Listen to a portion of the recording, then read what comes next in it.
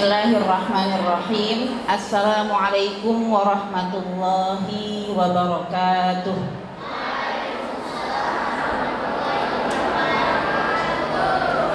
Innal hamdalillah nahmaduhu wa nasta'inuhu wa nastaghfiruh wa na'udzu billahi min syururi anfusina wa min sayyiati a'malina. Man yahdihillahu fala mudilla lahu wa man yudlilhu fala hadiya lahu. Asyhadu an la ilaha illallah wahdahu la syarika lahu wa asyhadu anna Muhammadan abduhu wa rasuluh la nabiyya ba'da. Allahumma salli ala Muhammad wa ala ali Muhammad. Ya Rabbana lakal hamdu kama yanbaghi li jalali wajhika wa 'azimi sultanik. Allahumma ansur ikhwanana al-muslimin wal mujahidin fi jami'il buldan wa fi hadzal balad. Allahumma ansurhum nasran aziza. Allahumma sabbit aqdamahum wa wahhid sufufahum. Allahumma harrir masjidil aqsa 'ala al-yahud. Alhamdulillahirabbil alamin. Segala puji bagi Allah di hari ini, hari Jumat yang penuh keberkahan. Alhamdulillah kita bisa berkumpul di masjid yang merupakan taman-taman surga. Hari ini kita masuk di penghujung bulan Sya'ban. Di tanggal berapa ya anak-anak semua hari ini? Tanggal berapa Sya'ban hari ini? Tanggal,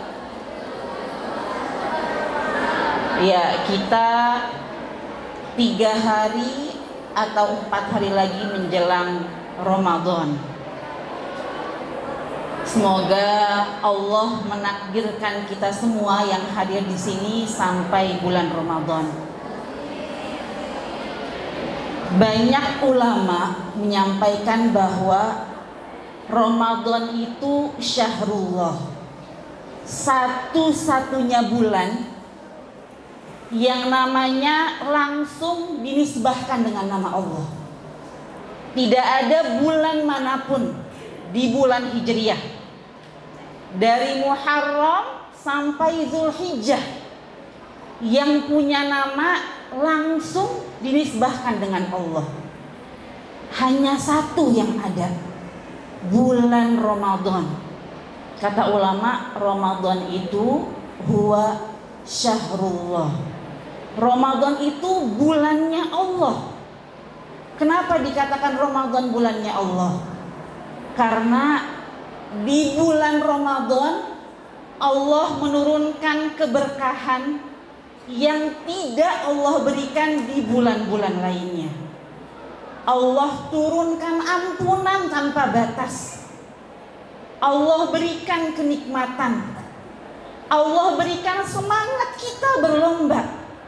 Kita kalau di bulan biasa, ini bulan Sya'ban misalnya, teman kita tilawah, kita nggak tergoda, kita nggak terpacu.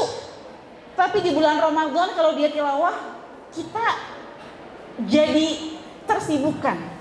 Sudah sampai juz berapa? Udah khatam berapa kali? Kita punya semangat yang tidak kita punya di bulan-bulan lain. Kenapa? Karena Allah turunkan sesuatu yang spesial. Ini bulannya Allah. Allah memberikan apresiasi yang luar biasa kepada kita semua. Sampai suatu ketika Jibril marah. Jibril kesel. Pada momen ketika Jibril melihat banyak orang-orang mukmin yang dia disampaikan umurnya di bulan Ramadan, tapi dia tidak mendapatkan apa-apa. Dia berpuasa, dia menahan haus, menahan dahaga, tapi gelar takwa tidak disematkan dalam dirinya. Tadi Ustazah Lilis ya membacakan Al-Baqarah ayat 183. La'allakum tattaqun. Kita ini hanya mengejar satu prestasi. Apa gelar yang kita punya? Gelar bertakwa. Capaian tinggi seorang manusia. Nah, Jibril ini kenapa kesel? Sampai Jibril mendoakan doa yang negatif dan diaminkan oleh baginda Nabi. Jadi Jibril mendoakan, ya Allah, limpahkanlah kehinaan pada si fulan karena dia mengabaikan Ramadan yang dia punya, karena dia tidak mengoptimalkan waktunya selama Ramadan. Kemudian kata Rasulullah, ya Allah, terimalah doa Jibril. Nah, Jibril ini berdoa untuk 3 perkara doa negatifnya.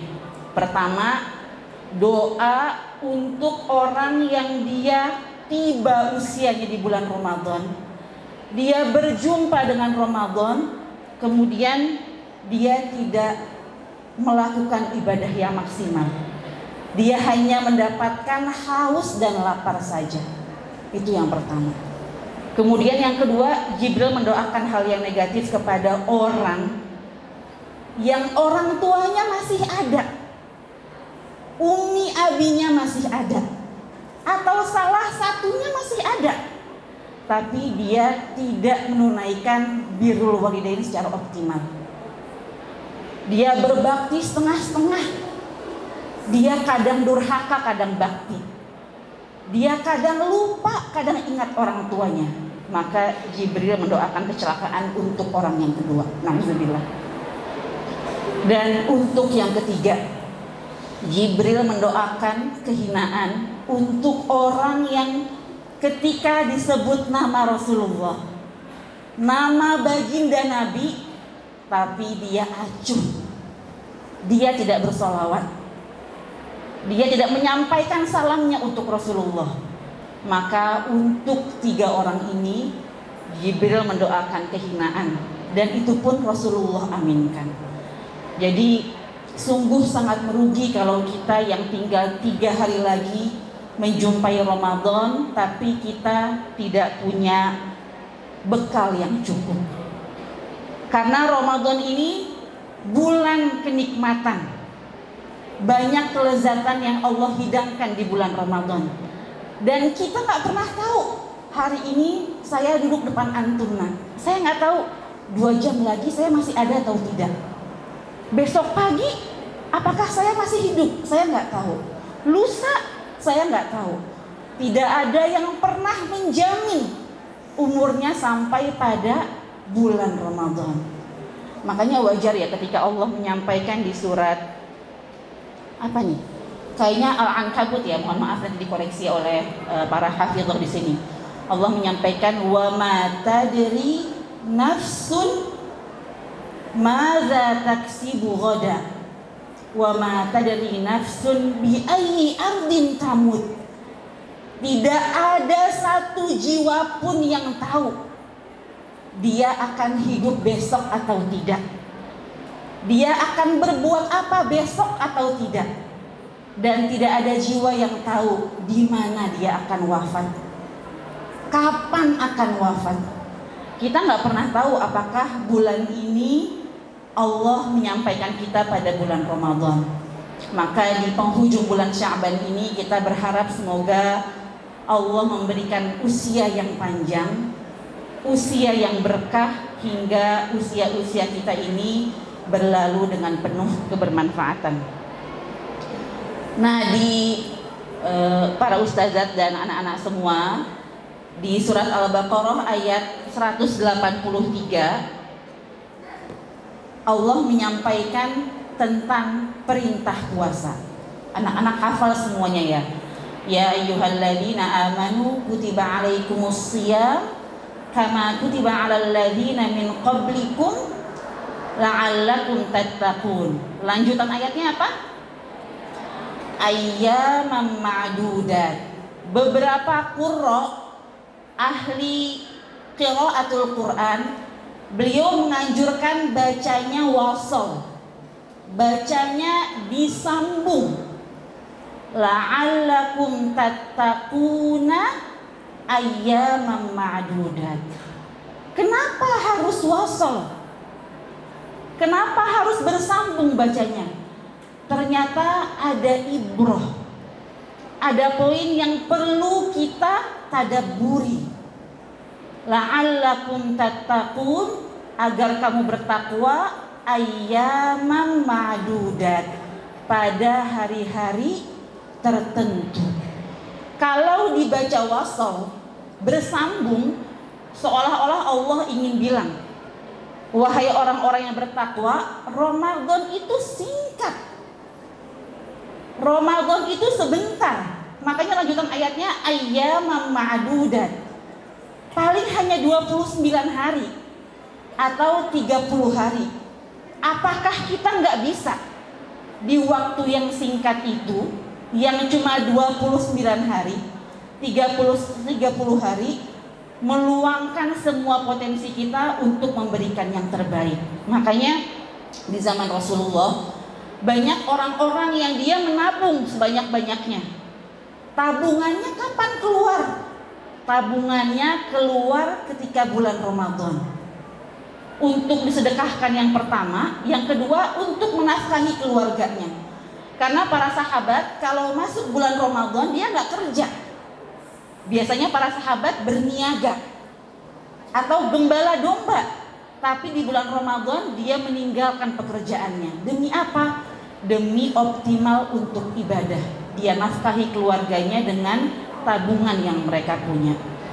Nah, ini begitu mulianya Ramadan.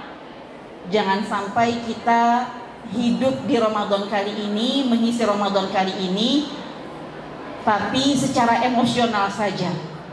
Kita terbawa oleh haru birunya orang taraweh di hari pertama, tapi kemudian hati-hati kita kosong dari ibadah kepada Allah. Kita melihat para hadirin semua, bagaimana Rasulullah melalui Ramadan-Ramadannya. Ramadan itu momentum yang sangat berkesan di hati Rasulullah. Bukan saja Ramadan ini bulannya Allah, syahrullah, tapi banyak momen-momen spesial yang terjadi. Ada perang yang terjadi di bulan Ramadan. Perang apa? Perang Badar. Ada persiapan perang Khandaq terjadi di bulan Ramadan. Ada Amul Huzn, kematian dua orang yang Rasul cintai, pamannya dan istrinya Khadijah. Itu pun terjadi di bulan Ramadan. Fathu Mekah, penaklukan kota Mekah, terjadi di bulan Ramadan. Sehingga Ramadan ini menjadi sangat spesial di hati Rasulullah dan para pengikutnya. Kalau kita melihat ayat-ayat Al-Quran sebelum Al-Baqarah 183, ayat-ayatnya menjelaskan tentang hubungan hablum minan nas. Misalnya anak-anak semua buka Al-Baqarah 177, laisal birra an tuwallu wujuhakum, tengah ayatnya wa atal mala ala hubbihi dzawil qurba wal yatama, dan seterusnya. Allah ingin menyampaikan salah satu bentuk parameter keberhasilan Ramadan kita terlihat pada dua perkara. Yang pertama, bagusnya hubungan kita dengan Allah atau hablum minallah, yang Allah sampaikan la'allakum tattaqun dan seterusnya di ayat Al-Baqarah tersebut. Dan juga hablum minan nas yang Allah sampaikan di ayat-ayat sebelumnya. Ternyata ayat-ayat ini merupakan cerita, rangkaian kesinambungan perintah, bahwa tidak mungkin sukses Ramadan kita kalau hubungan kita dengan sesama manusia baik. Parameternya banyak berbagi, empati, banyak bersedekah, banyak peduli. Juga di waktu yang bersamaan adalah memberikan ibadah yang terbaik untuk Allah Subhanahu wa ta'ala. Apakah slide itu sudah tampil? Nggak kelihatan ya? Sudah ya? Operatornya ada? Oh ada ya? Ada ya Kak ya? Nah, kita ingin melihat bagaimana Ramadan dalam pandangannya Said Hawa. Sesuai nggak ya slide-nya? Nggak sesuai ya? Sesuai kan? Ya, jadi Said Hawa ini punya buku terkenal, judulnya Al-Islam. Nah, Said Hawa ini menganalogikan Ramadan dengan dua perkara. Yang pertama beliau bilang Ramadan itu sebagai madrasah. Ramadan itu sebagai sekolah bagi orang-orang yang pintar memanfaatkan Ramadan. Dia bisa keluar dari madrasah Ramadan menjadi manusia yang baru. Kita kalau sekolah sebelumnya tidak bisa baca, tidak bisa menulis, tapi selesai dari sekolah kita banyak tahu, kita banyak pahamnya. Begitupun Ramadan. Ramadan itu menjadi sekolah untuk kita, menjadi madrasah kesabaran.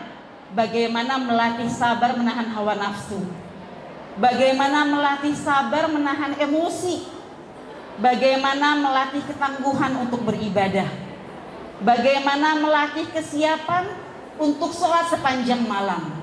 Dan Ramadan ini Said Hawa sampaikan sebagai madrasahnya orang-orang beriman, sekolahnya orang-orang beriman yang bisa memperbaharui ikatan-ikatan keislamannya yang sebelumnya kendor, lemah. Setelah Ramadan ikatan ini menjadi semakin lebih kuat. Kemudian yang kedua, Said Hawa menyampaikan bahwa Ramadan itu ibarat bulan latihan. Bulan latihan kita meninggalkan dunia untuk fokus mencapai akhirat.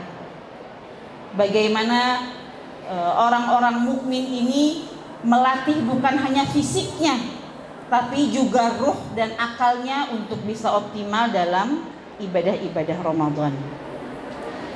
Nah, berikutnya ada sebuah hadis yang sering disampaikan oleh Rasulullah ketika bulan Ramadan. Kata Rasulullah, sesungguhnya datang bulan Ramadan kepada manusia dengan 5 kemuliaan, dengan 5 keutamaan, kata Rasulullah. Yang pertama, Ramadan itu bulan diperintahkannya puasa, dan puasa itu balasannya langsung dari Allah. Kemudian berikutnya, pada bulan itu Allah buka pintu-pintu surga, Allah tutup pintu-pintu neraka. Setan-setan kemudian Allah belenggu. Dan di malam tersebut ada malam Lailatul Qadar. 5 keutamaan yang disampaikan oleh Rasulullah SAW. Namun keutamaan Ramadan yang begitu banyak ini tidak akan ada artinya kalau kita tidak punya kesiapan yang maksimal. Ketidaksiapan kita ini akan berujung pahit. Allah melukiskan ya, kesiapan beribadah Ramadan itu seperti kesiapan orang ketika mau perang. Ada dalam Al-Quran ya, di surat At-Taubah ayat 83. Kisahnya orang-orang di perang Tabuk. Jadi Rasulullah melukiskan orang yang tidak siap menyambut Ramadan seperti orang munafik yang tidak siap di perang Tabuk. Jadi di perang Tabuk itu, di At-Taubah ayat 83 ya, Allah menyampaikan, fa irraja'akallahu ila ta'ifatin minhum fasta'zanuka lil khuruj. Kalau ada orang-orang munafik yang datang kepadamu, yang sebelumnya di perang Tabuk dia nggak mau berperang, padahal mereka pemuda perkasa, hartanya banyak, untanya banyak, kudanya kuat, kaya raya, istrinya memberikan izin, tapi kemudian mereka takut berperang dan tidak mau berperang. Kemudian di perang-perang berikutnya setelah perang Tabuk, mereka minta izin ke Rasulullah, ya Rasulullah, aku mau ikut dong perang sekarang, boleh nggak saya ikut? Saya absen sekali aja kemarin di perang Tabuk, belum siap, belum pede. Kemudian kata Allah, fakullan takhruju ma'iyya abadan. Jangan pernah sekali-kali berikan izin kepada mereka sampai kapanpun. Jadi kalau ada orang yang sudah diberikan kesempatan untuk menuntaskan kewajiban. Misalnya kewajiban perang Tabuk, tapi dia nggak siap padahal mampu. Kemudian dia menyesal belakangan. Di perang berikutnya baru mau ikut. Kata Allah, tidak ada pengulangan kewajiban kedua. Jangan sampai kita termasuk bagian orang-orang seperti ini. Orang-orang yang dalam kaidah disebutkan at-tahawun bil amr idza hadara waqtuh. Orang-orang yang tidak siap mengemban perintah ketika kewajiban itu datang. Ketika kewajiban untuk beribadah Ramadan datang, kita nggak siap. Itu orang yang lalai. Ketika kewajiban perang datang, kita nggak siap. Itu orang yang lalai. Dan Allah tidak akan pernah memberikan kesempatan kedua, ketiga, apalagi keempat. Karena Allah bilang fakullan takhruju ma'iyya abadan. Nah, inilah karakter orang-orang munafik. Kita ini semuanya sudah wajib berpuasa, betul kan ya? Sudah balik, sudah wajib berpuasa. Tapi 3 hari lagi Ramadan akan tiba, kita tidak siap, kita tidak punya bekal yang cukup, sampai akhirnya Ramadan berlalu begitu saja, maka Allah akan mencabut Ramadan berikutnya. Mungkin kita akan tetap hidup, tapi tidak bisa merasakan kelezatan Ramadan sebagaimana orang-orang lain merasakan kelezatan Ramadan yang sama. Nah, ini merupakan cambuk yang besar untuk kita, perenungan yang besar bahwa Ramadan itu tidak bisa diperoleh dengan instan. Orang kalau mau lomba OSN kayak anak-anak semua lomba OSN biologi, matematika, atau ikut World Cup gitu ya, Piala Dunia, apakah dia persiapannya 3 hari? Nggak mungkin. Pulang-pulang bisa encok atau patah tulang gitu ya. Tapi orang yang ikut World Cup, SEA Games, dia persiapannya bertahun-tahun, panjang. Makanya sahabat Rasulullah bilang, kata sahabat Rasulullah, kita kalau ingin berjumpa Ramadan, kita bersiap-siap 6 bulan. 6 bulan sebelum Ramadan, mereka berdoa agar Allah menyampaikan ke bulan Ramadan. Mereka menyiapkan bekal yang cukup. Kemudian 6 bulan pasca Ramadan, mereka berdoa agar Allah menerima semua amal ibadah sepanjang Ramadan.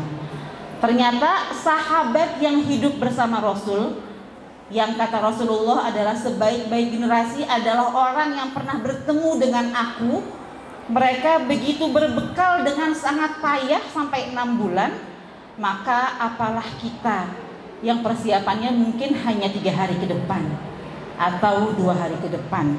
Maka waktu-waktu yang tersisa ini menjadi waktu-waktu yang emas ya, sampai Allah sangat murka kepada orang-orang yang tadi, yang sudah datang kewajiban kepada mereka untuk berperang, yang sudah datang perintah untuk berpuasa, tapi mereka tidak berbekal dengan berbekal yang cukup.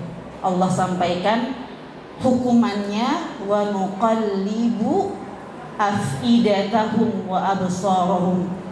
Allah akan tutup pandangan mereka.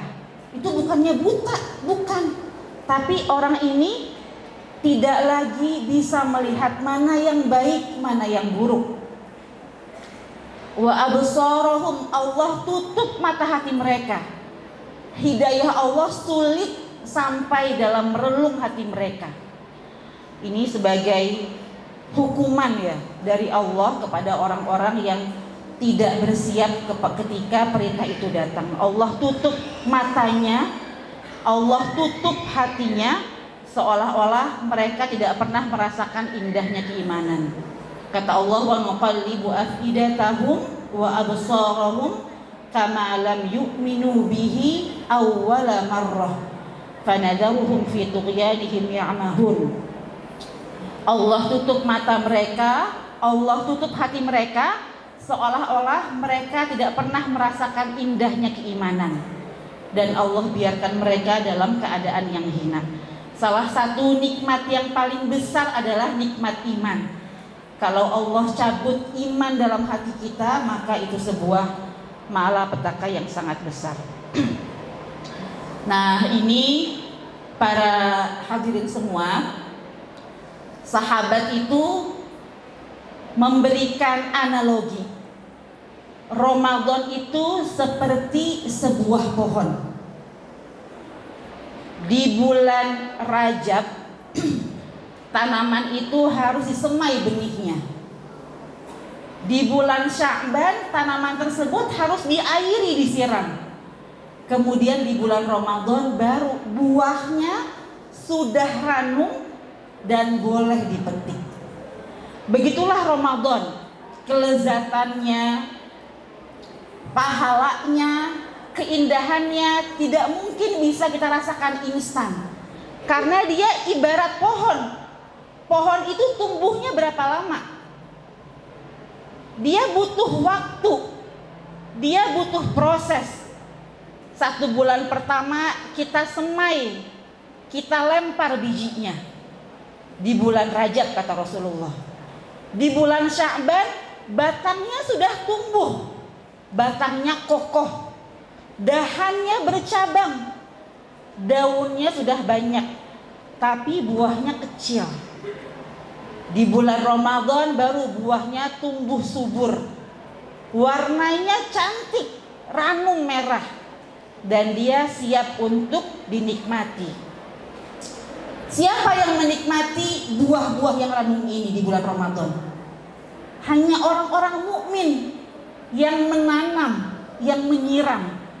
Kalau dia nggak pernah nanam, dia nggak pernah nyiram, jangan harap dia merasakan buah yang manis. Begitulah Ramadan. Kalau di bulan Sya'ban kita tidak mencoba untuk banyak tilawah, banyak sedekah, banyak sholat, banyak sholawat, bagaimana mungkin kita bisa menuai pahala di bulan Ramadan? Karena kita Ramadan ini sedang berkompetisi. Pesertanya bukan cuma saya. Kalau saya sendiri pasti saya menang gitu. Tapi enggak, saya berkompetisi dengan semua orang penduduk bumi, semua makhluknya Allah. Miliaran, bahkan triliunan orang sedang berkompetisi. Pasti ada juaranya. Ada yang menang, ada yang kalah. Karena nggak mungkin semuanya menang, betul nggak? Kompetisi itu pasti ada yang gugur. Nah, kita berharaplah bahwa di kompetisi besar ini di bulan Ramadan, kita merupakan bagian dari pemenang-pemenangnya. Yang lulus dari madrasah Ramadan dengan gelar takwa. Bekal yang sangat cukup untuk kita hidup. Bukan cuma untuk setahun kita hidup, bahkan berpuluh-puluh tahun. Karena pahala Lailatul Qadar itu sama dengan pahala 83 tahun. Maka ikatkan, kencangkan ikat pinggang kita. 3 hari lagi kita siap-siap berlomba. Semua berdiri di garis yang sama, tapi akan dilihat siapa yang sampai pertama di garis finish. Nah, apa yang perlu kita siapkan menjelang bulan Ramadan ini? Yang pertama adalah banyak berpuasa. Suatu ketika Aisyah, istrinya Rasulullah, ditanya oleh sahabat, "Wahai Aisyah, Rasulullah tuh ngapain sih kalau bulan Sya'ban?" gitu ya bahasanya. Kemudian kata Aisyah, "Aku tidak pernah melihat Rasulullah berpuasa sangat banyak selain di bulan Ramadan dan bulan Sya'ban." Jadi Rasulullah yang maksum, yang terpelihara aja, dia butuh persiapan. Puasanya di bulan Sya'ban hampir sama dengan puasa di bulan Ramadan. Tapi tidak 30 hari ya, hampir sama. Itu sebagai bentuk treatmentnya Rasulullah, latihannya Rasulullah. Kemudian yang kedua, Rasulullah banyak berdoa. Kita diajarkan kan ya sebelum bulan Ramadan, Allahumma barik lana fi Rajab wa Sya'bana wa ballighna Ramadan.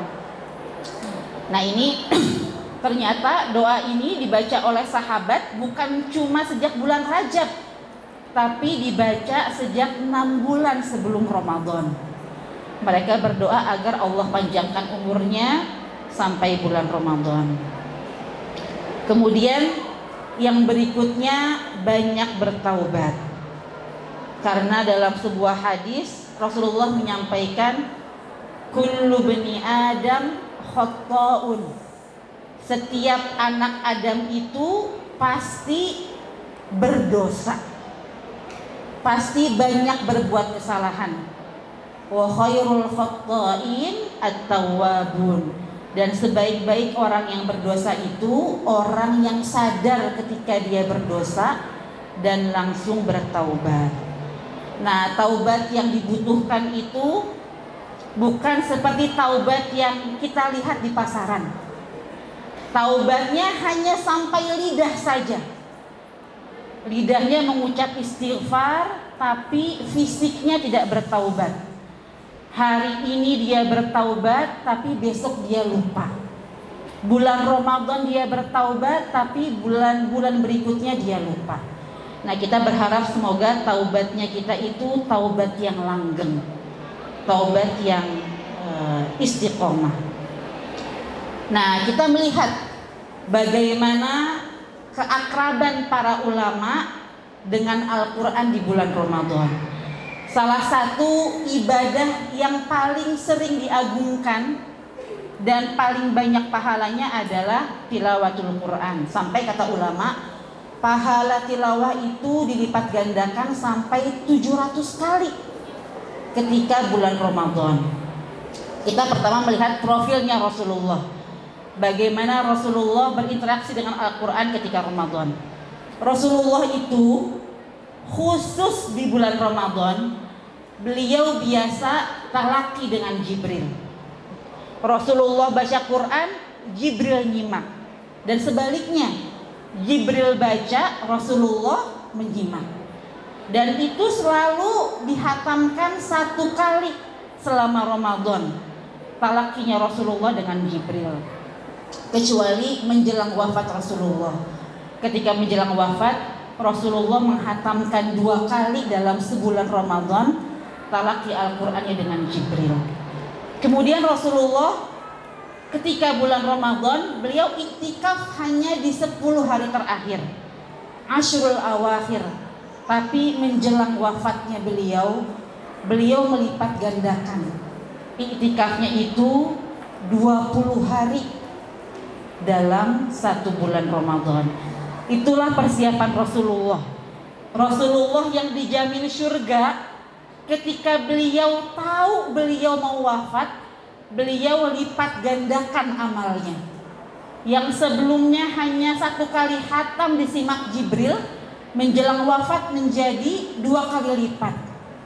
Ketika beliau tahu beliau akan wafat, menjelang haji wada, iktikafnya digandakan, yang sebelumnya 10 hari menjadi 20 hari.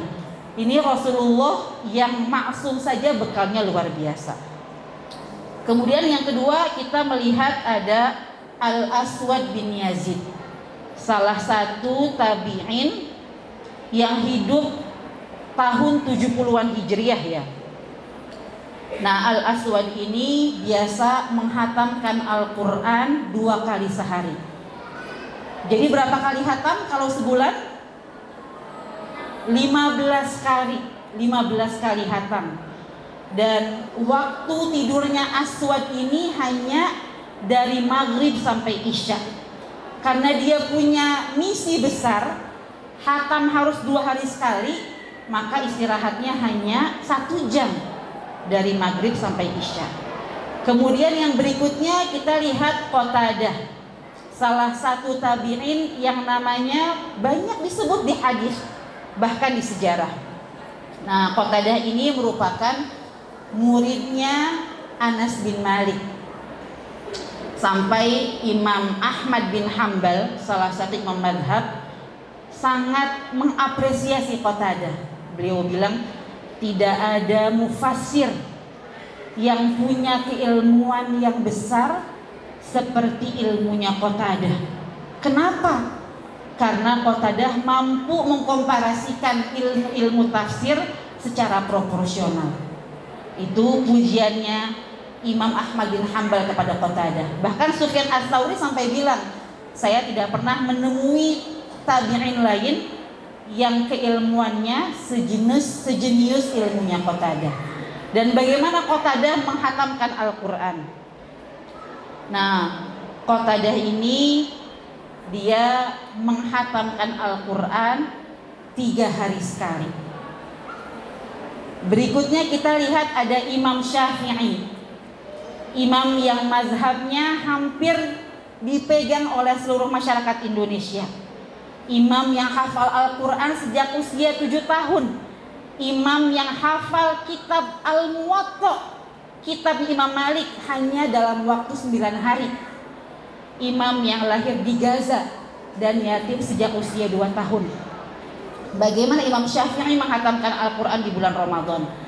Imam Syafi'i hatam 60 kali dalam 1 bulan Ramadan. Dan mayoritas hatamnya dalam keadaan sholat. Kebayang gak tuh antum sholat panjangnya Imam Syafi'i? Kalau hatamnya sebulan 2 kali dan mayoritas dalam keadaan berdiri.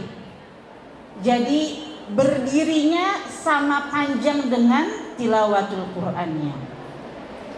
Nah, yang terakhir kita melihat ada Ibnu Asakir, salah satu imam di Syam yang anaknya menyampaikan bahwa bapaknya ini selama Ramadan selalu menghidupkan Al-Quran, menghidupkan sholat, menghidupkan sholawat, menghidupkan infak.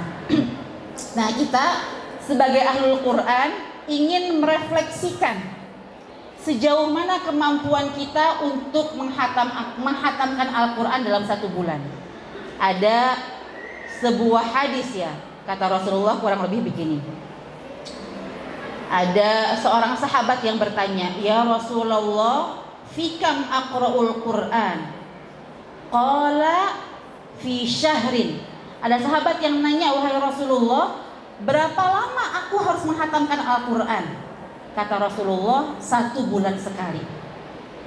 Kemudian kata sahabatnya, "Qala inni aqwa min dzalik." Aku mampu lebih cepat dari itu, lebih banyak dari itu.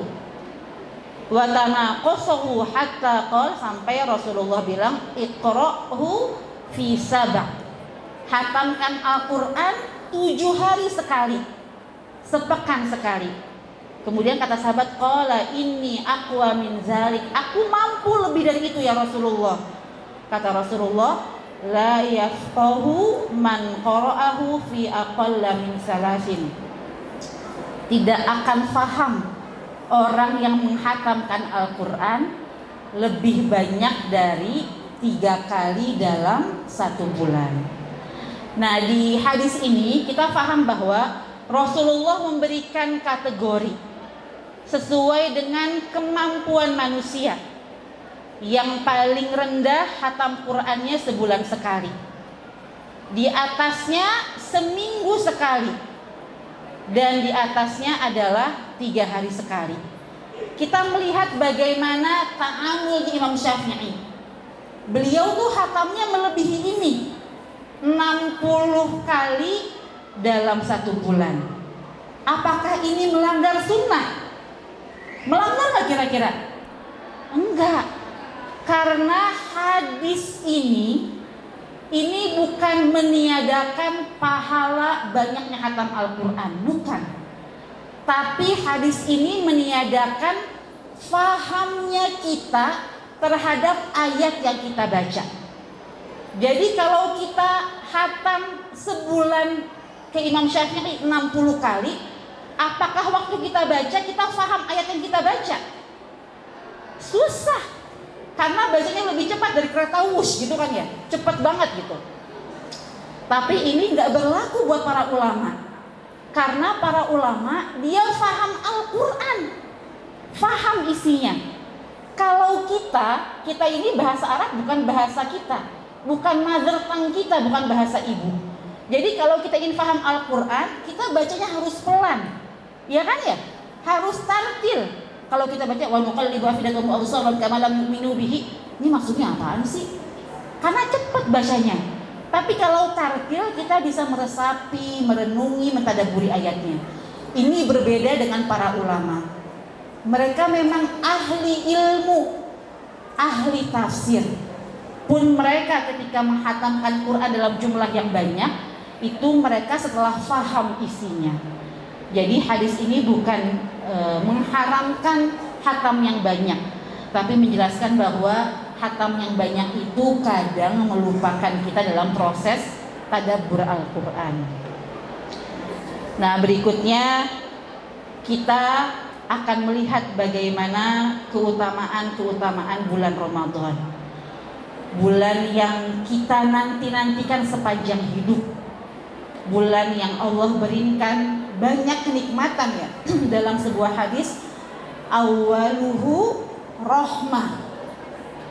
10 bulan pertama Allah turunkan ampunan. Dosa, kesalahan, kekhilafan yang kita lakukan Allah hapuskan. Allah berikan kasih sayang yang begitu banyak. Wa awsatuhu maghfirah wa akhiruhu itqun minan nar. 10 pertama Allah turunkan kasih sayang dan rahmatnya. 10 hari kedua Allah turunkan ampunan tanpa batas. Dan 10 hari ketiga Allah bebaskan kita dari api neraka. Kenapa kita penting untuk melakukan persiapan yang maksimal agar tidak ada penghalang antara kita dengan Allah. Kalau kita tidak siap, kalau ada hal-hal yang masih menjanggal, kalau ada kezaliman yang masih tertahan di saudara kita, itu menjadi penghalang diterimanya ibadah Ramadan kita. Nah, di antara keutamaan bulan Ramadan adalah bulan diturunkannya Al-Quran. Al-Quran ini kitab yang mulia. Dan semua kitab ilahiyah, Taurat, Zabur, Injil, Al-Quran, semuanya turun di bulan Ramadan. Semua kitab-kitab samawi turun di bulan Ramadan. Al-Quran ini menyempurnakan kitab yang lainnya. Al-Quran ini kalamullah, kitab yang istimewa. Dan dia hanya layak turun di bulan yang istimewa. Makanya wajarlah Allah memilih Quran turun di bulan Ramadan, karena Quran yang istimewa hanya layak turun di bulan yang istimewa pula. Nah, kemudian yang kedua adalah hadis yang menyampaikan bahwa Ramadan ini mulia karena Allah mempersiapkan kita untuk banyak berbuat baik. Bagaimana mungkin kita manusia masih malas untuk beramal solih, padahal setan sudah diikat. Allah sudah mempersiapkan perangkatnya. Syaitan yang biasa mengganggu, Allah belenggu. Neraka yang biasanya apinya menyala, pintunya terbuka lebar. Khusus bulan Ramadan Allah tutup. Allah berikan jangan sampai masuk tempat ini. Aku siapkan tempat ini bukan untukmu, tapi untuk orang-orang yang tidak sejalan denganku. Kemudian Allah buka lebar-lebar pintu surga. Apakah masih tidak bisa kita mengkondisikan diri kita untuk beramal solih, padahal musuh kita sudah Allah tangkap, tempat tinggalnya sudah ditutup, dan Allah buka tempat-tempat terbaik. Maka seharusnya kalau kondisinya sudah sangat memungkinkan, kita bisa berupaya memberikan amal-amal terbaik. Kemudian berikutnya di bulan Ramadan ada malam Lailatul Qadar.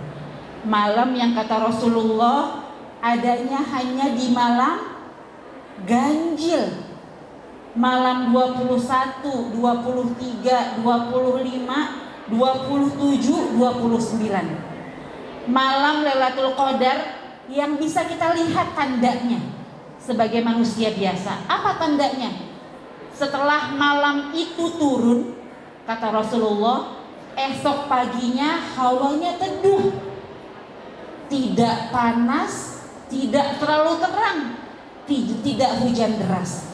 Makanya sahabat-sahabat suka nuka kalau besoknya di malam genap ternyata paginya tenang, paginya teduh, mataharinya tidak timbul tinggi. Kata sahabat, sepertinya semalam Lailatul Qadar.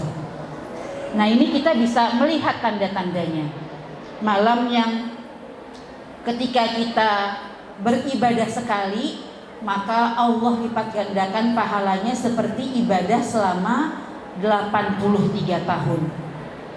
Kita sholat 3 rakaat sama dengan pahala sholat sepanjang 83 tahun. Yang mungkin usia kita tidak tahu sampai atau tidak. Yang kemudian yang kedua, ketika malam itu Jibril turun menyampaikan salam untuk orang-orang yang sedang qiyam, orang-orang yang sedang bangun. Kemudian Allah turunkan ampunan. Allah bukakan pintu langit sampai tidak ada doa-doa yang terhalang. Ada suatu ketika sahabat tanya ke Rasulullah, "Wahai Rasulullah, gimana dengan takdirnya manusia? Apakah bisa berubah dengan doa-doa yang kita langitkan sepanjang malam Lailatul Qadar?" Kata Rasulullah, bisa, kalau takdirnya bukan takdir yang mutlak, takdir yang sifatnya muqayyad, yang terikat. Takdir mutlak itu kapan kita lahir, kapan kita wafat. Tapi takdir muqayyad itu kita dapatkan rizki kalau kita kenapa, kita jatuh kalau kita kenapa, kita mendapat musibah kalau kita kenapa. Nah, takdir-takdir yang muqayyad ini bisa Allah berikan kesempatan dengan doa-doa yang dilangitkan sepanjang malam Lailatul Qadar. Oleh karenanya, kalau kita ingin mendapatkan malam ini, kita nggak bisa menghidupkannya hanya satu malam, malam 21, karena nggak tahu. Tapi harus menghidupkannya sepanjang 5 malam, sepanjang malam-malam yang ganjil. Nah, kemudian berikutnya bulan Ramadan ini bulan diterimanya doa. Sampai kata Rasulullah, inna lillahi fi kulli yaumin itqa minan nar fi syahri Ramadan. Sesungguhnya Allah di setiap hari di bulan Ramadan selalu membebaskan orang dari api neraka. Kalau di kita ada diskon hukuman penjara, dan Allah pun sama memberikan diskon hukuman neraka di bulan Ramadan. Wa inna likulli muslimin da'watan yad'u biha fastajibu lahu. Dan apabila orang-orang mukmin berdoa, maka akan Allah kabulkan. Dan Allah pun menurunkan syafaat di hari kiamat dengan puasa yang kita lakukan. Disebutkan dalam sebuah hadis, ketika manusia dikumpulkan di padang mahsyar, kemudian antara amal solih dan amal buruknya timbangannya seimbang, tiba-tiba datang sebuah amal menghadap Allah. Dia bilang, "Wahai Allah, fulan ini layak masuk surga. Aku penjaminnya ya Allah. Aku ini puasa yang dia lakukan dengan penuh ikhlas." Jadi puasa ini salah satu amal yang akan menjadi pemberi syafaat kita di akhirat kelak. Berikutnya, kita paham ya bahwa surga itu banyak pintunya. Ada orang yang masuk surga lewat pintu sholat, ada orang yang masuk surga lewat pintu zakat, ada juga orang yang masuk surga lewat pintu saum. Sampai Allah bilang, waktu orang-orang ahli saum masuk surga dan hampir di orang terakhir, kata Allah, tutup pintunya, karena orang ini adalah orang terakhir yang berhak masuk surga melalui pintu ini karena saumnya. Padahal banyak di belakangnya orang yang mengantri, ya Allah, aku gitu. Tapi Allah bilang tidak, tutup, karena orang yang belakang saumnya tidak sempurna. Nah, saum yang sempurna ini saum yang bukan hanya saumnya anak-anak ya, saum yang dengan segala kesiapannya ini bisa mengantarkan kita pada surganya Allah Subhanahu wa ta'ala. Itulah anak-anak, para ustazat, kesiapan-kesiapan kita yang harus disiapkan menjelang bulan Ramadan. Semoga Ramadan ini bukan Ramadan terakhir untuk kita, Jika Allah takdirkan Ramadan ini merupakan Ramadan terakhir, maka kita berharap bahwa Ramadan ini menjadi Ramadan terbaik sepanjang zaman, Ramadan terbaik sepanjang hidup yang pernah kita lalui. Pun kalau ternyata umur kita tidak sampai pada Ramadan, semoga Allah menerima semua amal ibadah kita dan memberikan ampunan atas segala khilaf dan dosa selama puluhan tahun kita hidup. Kita berharap semoga para malaikat turun di majlis ini menyaksikan bahwa kita merupakan orang yang betul-betul bermujahadah, orang yang betul-betul bersungguh-sungguh siap lahir dan batin untuk menyambut bulan Ramadan. Insya Allah dengan disaksikannya para malaikat yang turun ke bumi di majlis ini, Allah memperkenankan kita untuk bertemu dengan Ramadan di hari Senin atau Selasa, dan kita bisa memberikan ibadah terbaik sepanjang hayat untuk Allah Sang Pencipta yang kita cintai. Mungkin itu para ustazah. Mohon maaf atas segala kekurangan dan kesalahan. Al-afwu minkum. Assalamualaikum warahmatullahi wabarakatuh.